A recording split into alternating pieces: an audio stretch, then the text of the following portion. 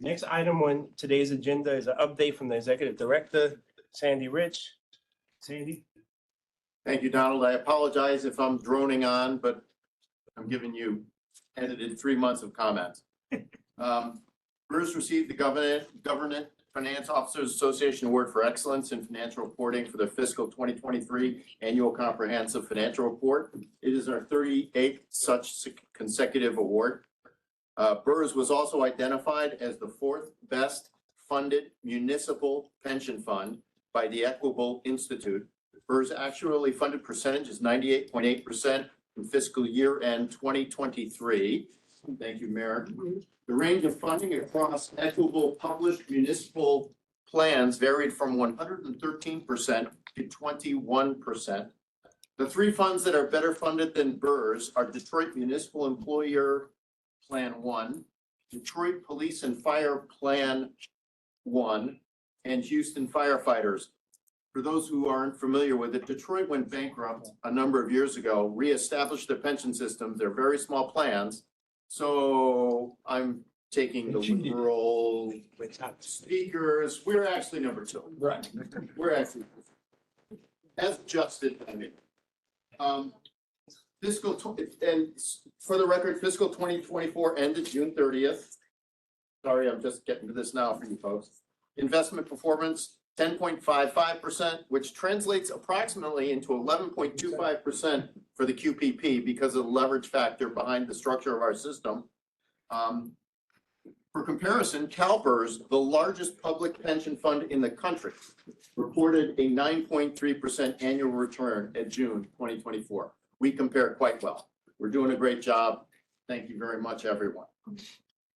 I want to thank Catherine Diaz, Allison Taylor-Seven, and the entire MCU team for their efforts to get the word out to members and unenrolled about the importance of the defined benefit program at BERS and the availability of the TDA defined contribution plan. This is something we're coordinating with DOE, with the unions about auto enrollment. Remind you that October 1st is the day that if you don't opt out, you get enrolled. Auto enrollment progress continues. 90, 60, and 30-day notices have gone out from both BERS and the DOE. DHR has notice of changes and prepared to respond to inquiries. SCA and crossing guards are handling their own outreach. CPMS auto enrollment updates have all been rolled out, and updating processing logic workflows and forms. This has actually put off some improvements to our 403B system. We've put off Roth conversion to next year. We've put off some auditing identified corrections to our systems as a result, but we had to prioritize auto enrollment within our budget allocation, and that was the result. Preliminary data for opt-outs is currently about 318, very few. We expect between 25 and 28,000 new members to be auto enrolled into BERS October 1st. It's going to be the first time you're going to hear it from me. You're going to hear it again. We're going to need to add staff. Daniel Miller will be making a presentation tonight for our fiscal 2025 budget proposal. This material has been shared several times digitally and physically at previous board meetings. We are seeking trustee approval of this budget tonight.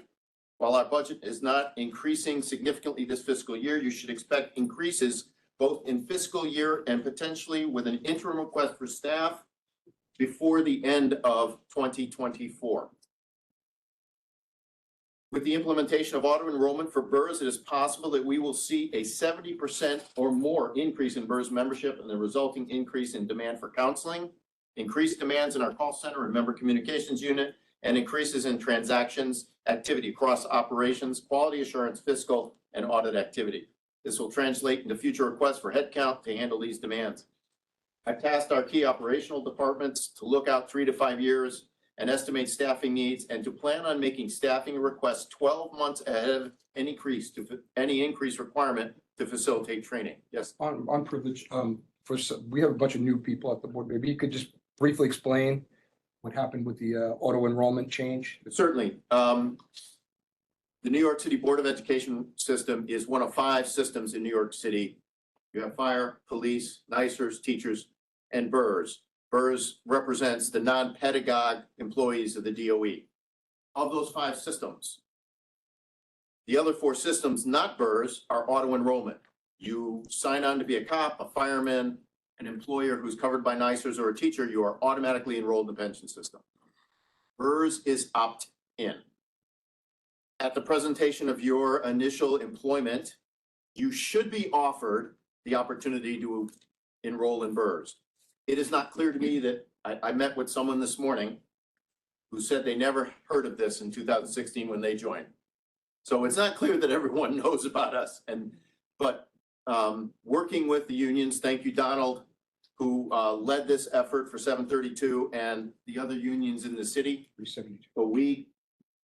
But because we can't campaign, they campaigned in Albany to get auto enrollment legislation. It took 4 years, 1 year to roll up, 2 failed years, a year in the middle, and then finally the approval. The bill was signed in Albany December last year.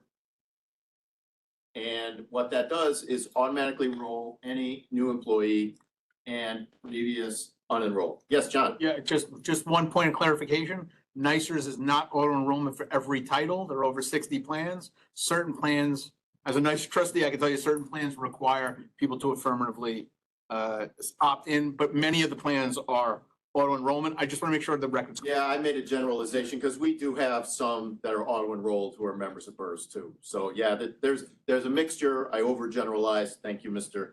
Dorsa. Yeah, I think the distinction is simply And the that BERS darkest is a members of very the large proportion of potentially covered employees who are outside of the competitive civil service class, and therefore were opt-in under the old law and will be opt-out under the new law. And the last point is we have approximately 32,000 current members. The estimated of the unenrolled that are likely to be enrolled because they do not opt out, I would say is between 25 and 28,000. So we could see a 70% increase in members. The way that'll impact us, it's already impacting our call center. We have an outreach program to make people educated. But this will pressure our counseling office at 65 Court Street as people start seeing deductions from their compensation. If they haven't paid attention to the 3 letters we've sent out, the posters, the notifications from unions, notifications from DHR, we're trying to flood the system with information.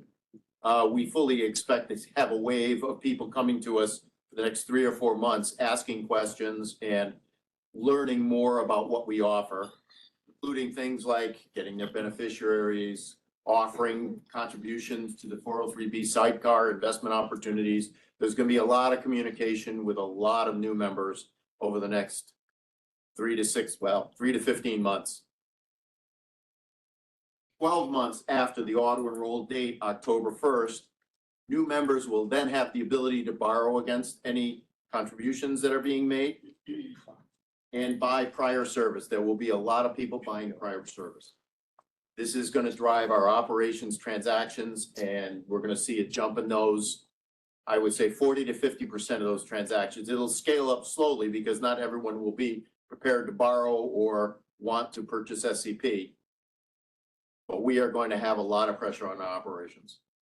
Yes, Greg. So what are we enrolling? Have we seen any significant dropout rate 318 so far. of that number? Okay. Yeah, it's not a lot. Yeah. Very few. I think the letters we are sending describe the benefits they're getting. And I think it's turning the tide on any potential opt-outs. Yeah. An update, we've engaged real estate broker for the search for new office space. Our 55 Water lease is up in mid-2026. Engaged the Switzer Group, an MWB owned design firm to assist us with architectural analysis and consulting.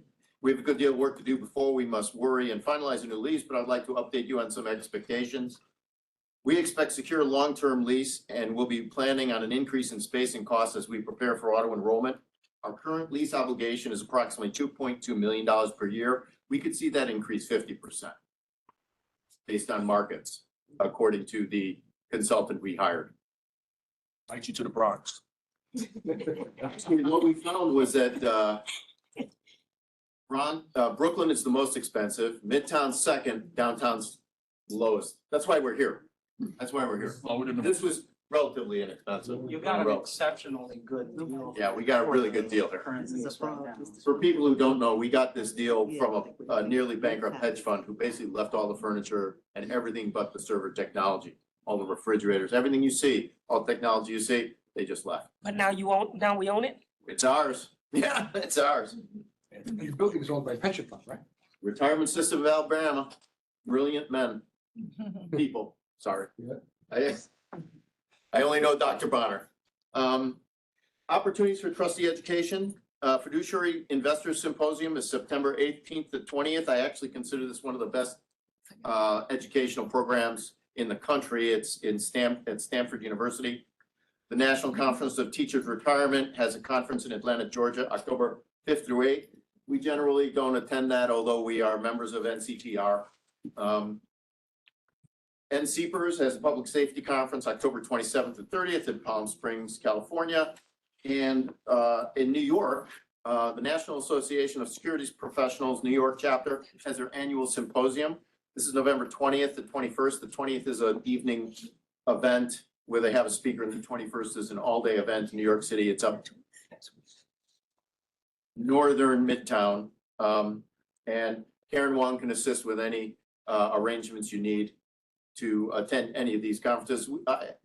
One of the things that we provide trustees for new trustees is educational opportunities. As a matter of fact, if you find an educational opportunity you think is attractive, please let us know. We'll help you set it up. Mr. Dorset. Yeah, I just want to remind folks, if you haven't seen it, you'll see an email. The Bureau of Asset Management is doing BAM University again, September 27th and September 30th, to just talk about investments more parochially contained to the 5 pension funds. How come So I'm not- trustees, John? trustees only, Sandy, so Okay. trustees should be getting an email or have seen one. So just be on the lookout for it. Make sure that John has all the recent new additions to our trustee. You do. Okay. Thank you. That's why I mentioned Yeah. that, just in case there are new folks. Thank you, John. Thank you. And then finally, New York City Board of Education Retirement System is losing a key member of the leadership team. Our general counsel, Alex Kazazis. What? Alex is leaving to pursue an entrepreneurial interest in gaming and software development. Absolutely, He will be missed.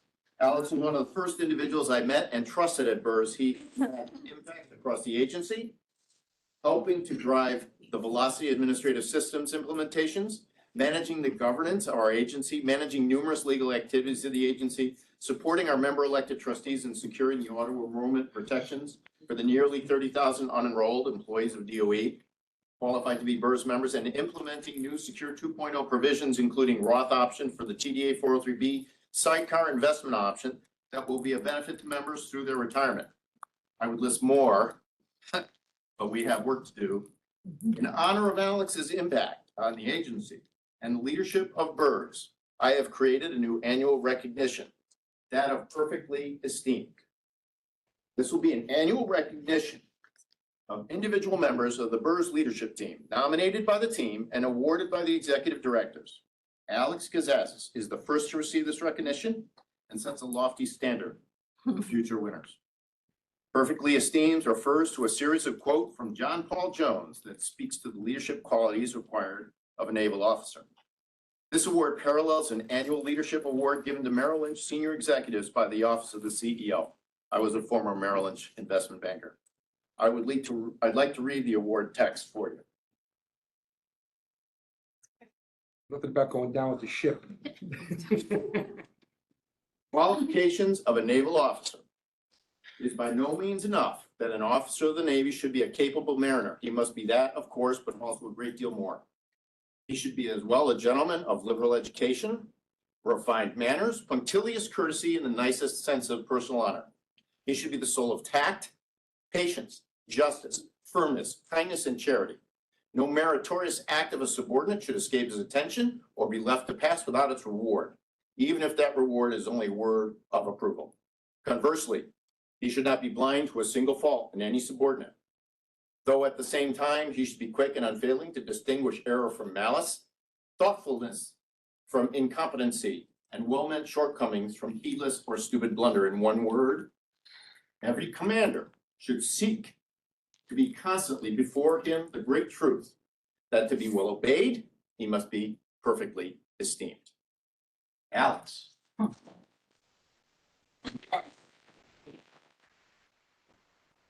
Thank you so much. Wow. Thank you for your support to me personally, your support to the leadership team and staff, and all you've done for our members. Wow. Thank you. Thank you.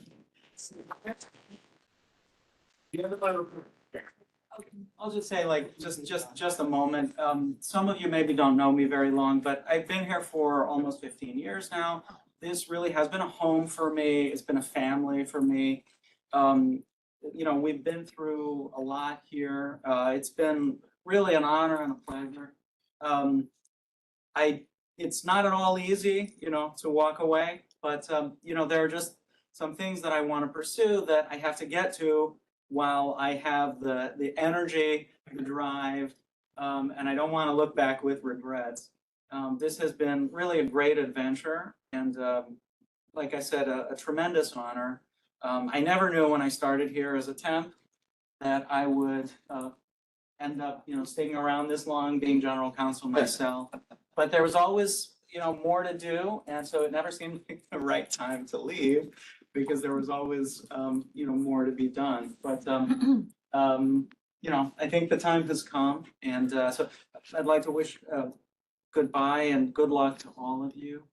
And welcome to those of you who have just arrived on the board. You know, I think this is really a very special place. This is a very, very special place. I mean it in a good way, right? There's a tremendous sense of mission among the staff.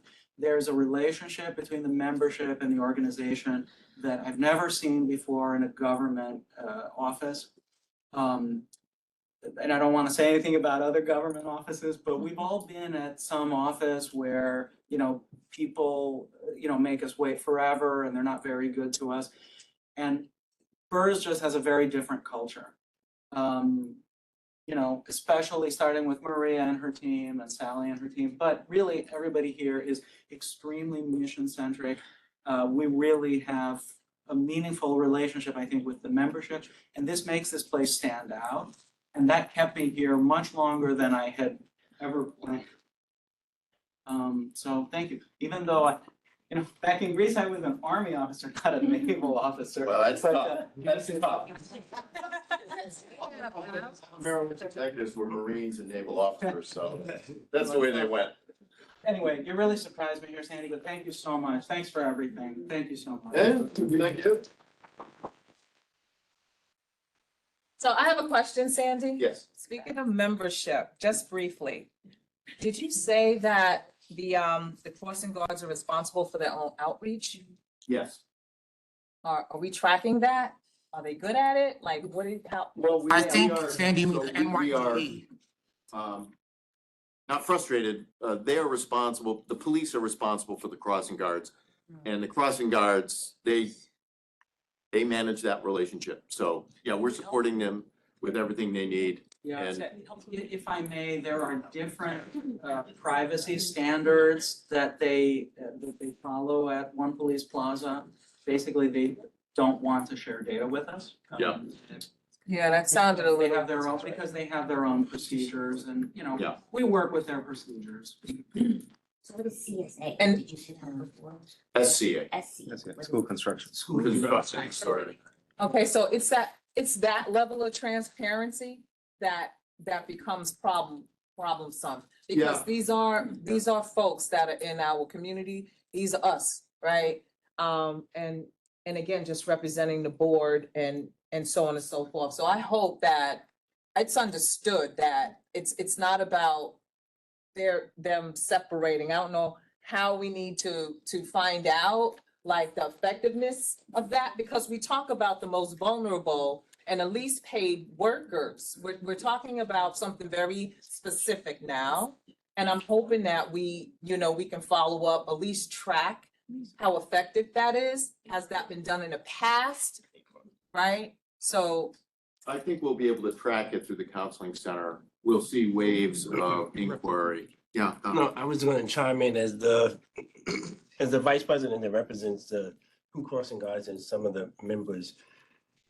The NYPD does a great job in conveying benefits from day one to them in the academy. they don't have some of the other issues that we see with auto enrollment. It's a lot of them sign up from the very beginning because in the academy, all of these things are like they run down each benefit to them. But there is a certain level, even when we're doing negotiation, it's separate and apart with the police department, and they run the organization like a paramilitary organization is supposed to be run. And it's just, things are just strictly done there different, but as for, in terms of benefits, like the pension benefits, auto enrollment, we don't get it. When I go to precinct meetings, I don't get a lot of school crossing guards that are not in, compared to lunchroom employees, school aides and others. So Yeah, they're very disciplined. yeah, that issue, I don't want to say it's non-existent because it exists there as well. But it's just, they don't have all of those issues there. Okay. In the 319 people who have opted out, have we seen crossing guards disproportionately represented? I don't have data on that. I can find out for you.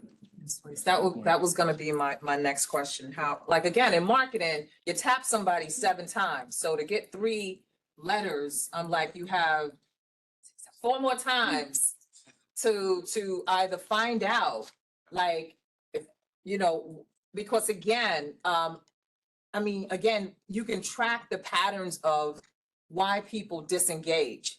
We use that word a lot in the Board of Education, but you know, we need to recognize it even with employees. Why are they disengaging? Or, you know, let's find out the decisions. It may just be a survey or just asking, but that's a pretty decent number, 318 people without just the basic. We tried 7 times and maybe it may go down to 300. but- Yeah, actually, so in ERISA plans, generally speaking, for auto enrollment opt-outs, generally between 4% and 5%. I mean, they're very low.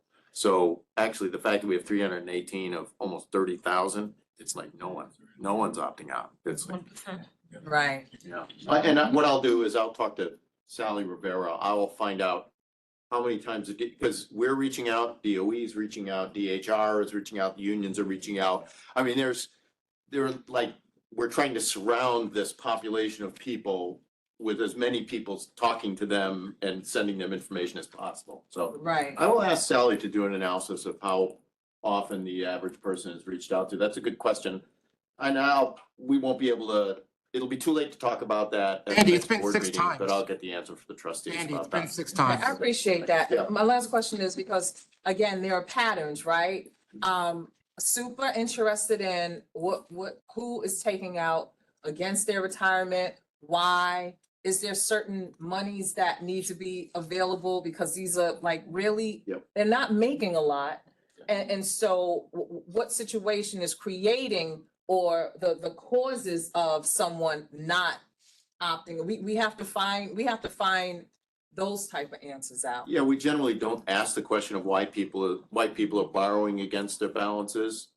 But we do see a significant number of loan transactions. Also lowest earning. Mhm. And lowest Yeah. earnings, so Yeah. the need for that cash is gonna Yeah. be greater. Yeah, Right. And it's better to invest in your retirement because you're paying back yourself. Right. So if you're gonna take High a loan, interest so loan. usually they buy a new home or college for students or a new car. That's usually Yeah. when they borrow from their retirement. That's Yeah. most of the reason why. And we will launch an effort to educate them on the 403B sidecar investment opportunity also, because it's extraordinarily attractive because we can guarantee a return. Can we follow up, like, just let us know when that's coming up, or how Yeah, is that'll- the board gonna be working? There's a whole bunch of things we're gonna be seeking from these people, beneficiaries, opportunities for 403B investment. The marketing effort will continue for the next year or 2. yeah, if I may also add, Alice's comments was spot on. I've never seen an organization where the culture across everyone that works here, they all have a heart for the members that they serve. They have an understanding. Just to take a walk around here, and I encourage folks who are trustees to do that and talk with some of the folks who work here. I always say, had it not been for me going to a union meeting and meeting someone from BERS who encouraged me to join the pension and encouraged me in a whole lot of other places, I may not be sitting in the space where I'm at. I always say that. I met Daniel, I met Michael Medina, who used to work here. I met Sally back then. And those relationships, I see the same interest that they took in me, and we invite them to membership meetings. I see that same heart, that same attention, that same one-on-one interaction with members when they have additional questions after the meeting. So it's not just about the presentation.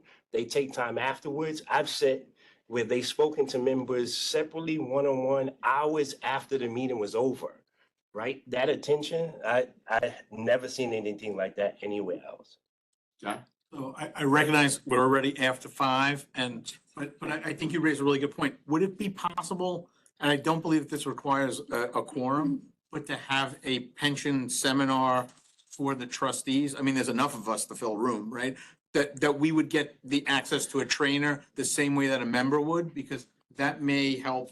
I know it would help me understand the benefit structure at BERS. Sure. As opposed to the benefit structure that exists in other places that I'm familiar with. So I don't know if it's something we could do. And again, I'm not asking one of the members to stay after, one of the team to stay after hours, but if we could do it at 4 o'clock and start this meeting at 4:30. We have a complete onboarding process that most people have experienced. I'm gonna send you the information. I'll resend it to all the trustees.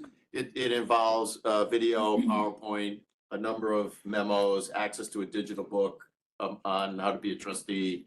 Happy to share that with everyone. We share it with onboarding of new trustees right now, but it's a good idea. We'll share it around and we can have a presentation. The mailing for BAM, is that going to our school address or is that going to our general? I don't have it. I just see it. I'm not the one sending it, so I'll find out, where it went. Yeah, I know sometimes they limit to mail only to our school address, and a lot of us have a difficult getting into that. Yeah, So I'll totally locked Yeah, up I'll now. check that when I'll check that when I get back to the office. I don't have it. So the time is now 5:03. Yeah, let's move it.